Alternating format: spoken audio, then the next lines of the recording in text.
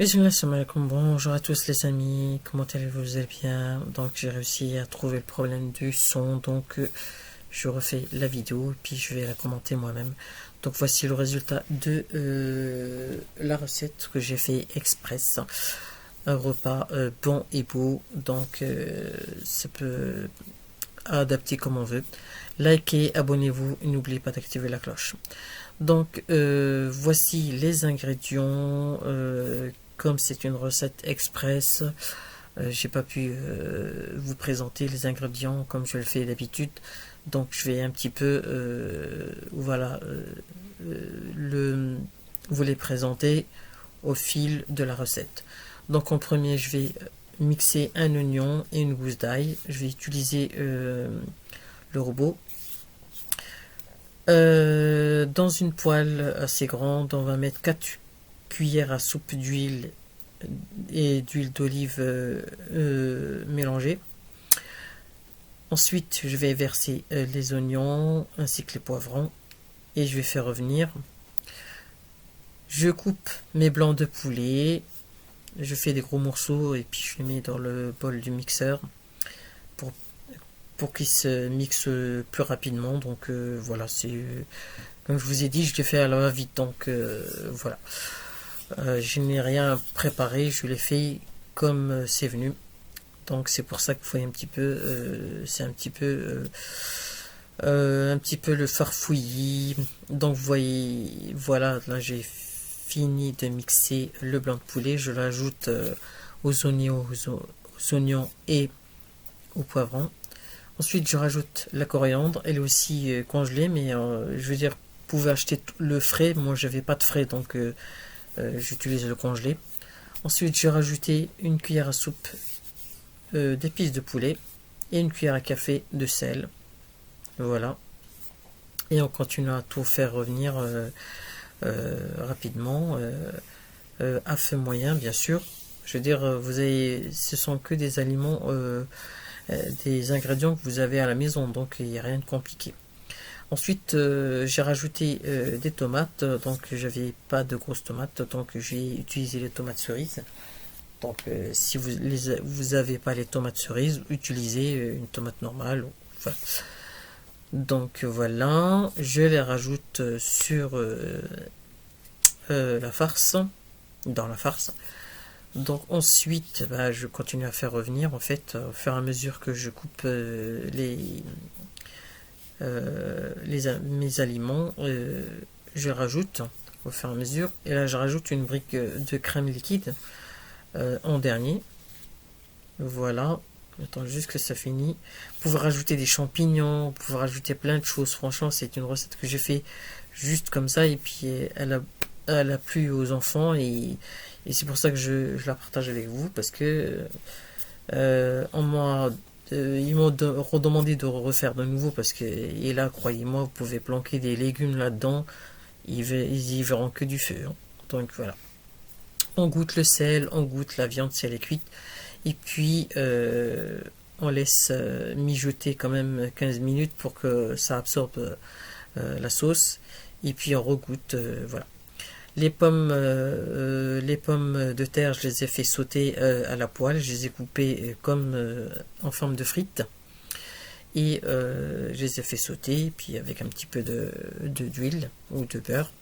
Et puis, pour la sauce béchamel également, je l'ai fait aussi. Elle est déjà en ligne depuis un bon bout de temps, mais personne ne la consulte, donc je vous la mettrai dans le descriptif si besoin. Et ensuite, là maintenant, on va monter notre gâteau de tortillas, millefeuille. Bon, je pourrais même l'appeler millefeuille de tortillas, farci au poulet. Il y a plein de noms qu'on pourrait donner, donc bon, voilà.